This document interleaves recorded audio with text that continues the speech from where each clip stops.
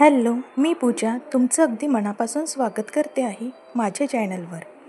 आजचा आमचा दिवस पाकीच्या खेळण्याने झाला.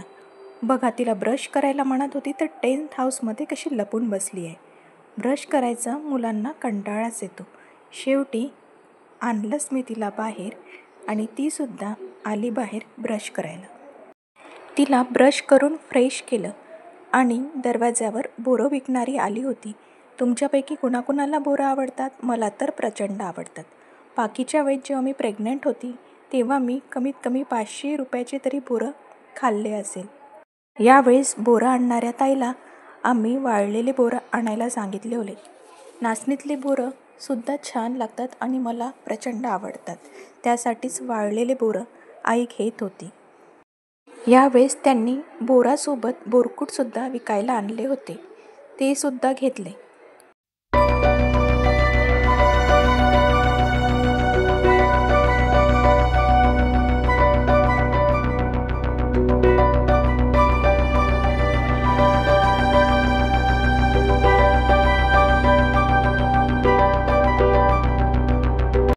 त्यानंतर सकाळची सर्व कामे आटोपली.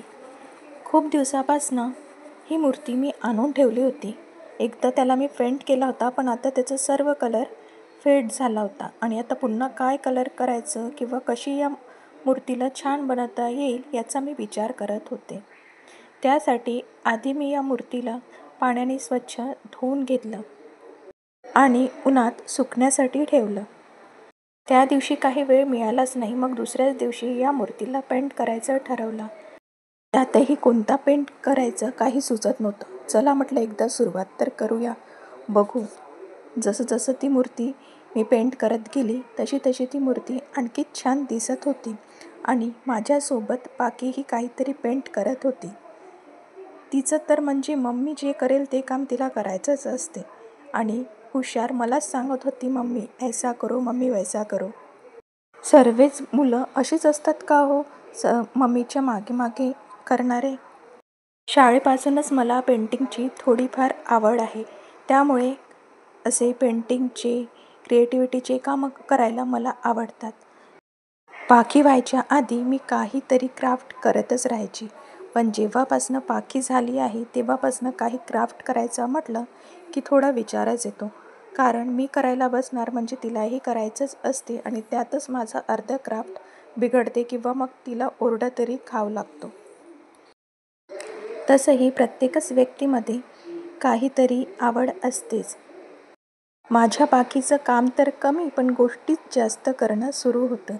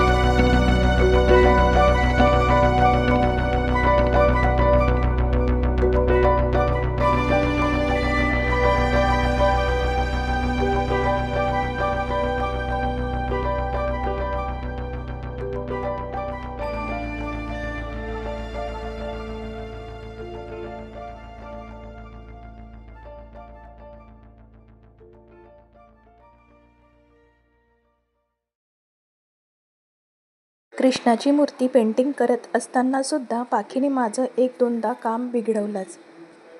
त्यासाठी तिला ओरडावंही लागलं. पण किती निरागस असतात ना लहान मुलं, किती ओरडा किंवा मारा, लगेच दुसऱ्या क्षणाला मम्मी मम्मी करत जवळसुद्धा येतात. मोठ्यांनीही लहानांसारखं निरागस झालं तर कितीतरी नाते तुटण्यापासून वाचेल. ना आपल्या मनात कुणाविषयी राग, द्वेष असेल. इकडे भांडण झालं आणि लगेच दुसऱ्या क्षणाला ते भांडण मिटल्याही जाईल. पण आपण जसं जसं मोठं होतो तसं तसं आपला अहंकारही मोठाच होत जातो. मी हे माझ्यावरून किंवा कुणाला उद्देशून म्हणत नाही आहे. माझी तुमची सर्वांच्याच बाबतीत असाच प्रश्न असतो. जसं जसा माणूस मोठा होत जातो तसं तसं त्याच्यातला अहंकारही मोठा होत जातो. लहान मुलांना अहंकार नसतो, त्यामुळे त्यांचं मन निरागस असते. एका क्षणाला भांडायचं आणि दुसऱ्या क्षणाला विसरून जायचं, असंच त्यांचं असते.